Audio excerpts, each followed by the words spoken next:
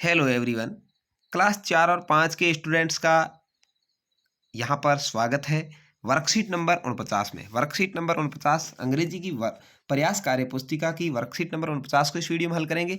यहाँ पर अपन सीखेंगे ए एन और दा का प्रयोग कहाँ करते हैं। ये बात क्या है ए एन और दा। अब पहले अपन ने इससे पहले 4-5 वर्कशीट पहले ही ए और एन का प्रयोग सीखा था कि ए आता है वो व्यंजन से पहले आता है, ठीक है, और एन आता है वो स्वरों से पहले आता है। लेकिन यहाँ पर कुछ शब्द है उनसे पहले क्या आएगा वो देखना। 3 चीजें हैं, ए वही है व्यंजन से पहले आएगा, एन स्वर से पहले, और द ऐसा आएगा जो कम्युनिटी के लिए हो, यानी यदि वो चीज विश्वविख्यात हो, वो चीज एक ही हो, एक से बहुत सारों का आभास हो जाए, जैसे सूर्य, सन आ जाए, ठीक है, सन यानी सूर्य, तो द आ जाएगा, ठीक है।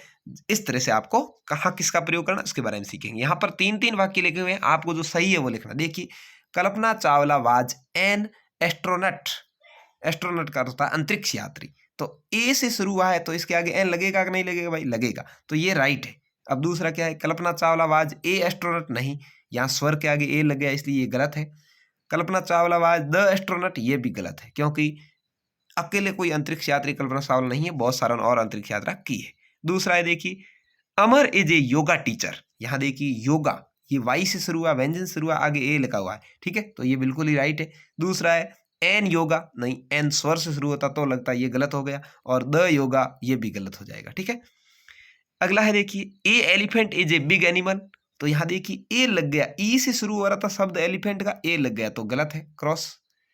एन एलिफेंट बिल्कुल सही है, इज ए बिग एनिमल बिल्कुल, द एलिफेंट नहीं होता क्योंकि एलिफेंट एक ही नहीं है, बहुत सारे हैं।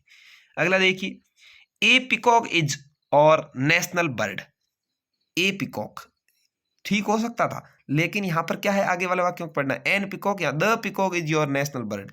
यहां इसमें अपन को एक मोर के बारे में नहीं कह रहे हैं, यहां पर क्या है, पूरी मोर जाति के लिए कह रहे हैं, तो इसलिए द लग जाएगा, ठीक है। The peacock is your national bird यहां पर राइट हो जाएगा। द से पता चल रहा है कि ये सभी मोरों के लिए कहा गया है, तो इस तरह से द कहां लगता है आपको समझ में आ गया होगा। पायल हैज ए अम्ब्रेला, यू से शुरू हो रहा है, ए लग गया, गलत है। एन अम्ब्रेला वाला सही होगा, द अम्ब्रेला नहीं हो सकता क्योंकि अम्ब्रेले बहुत सारे होते हैं, ठीक है। तो यहाँ पर एक से बहुत सारों का पता लग जाए वह बात पर द लगेगा, बाकी ए और एन की समझ आपको थी। तो इस तरह से वर्कशीट नंबर 49 आपकी क्लियर हो जाएगी। धन्यवाद।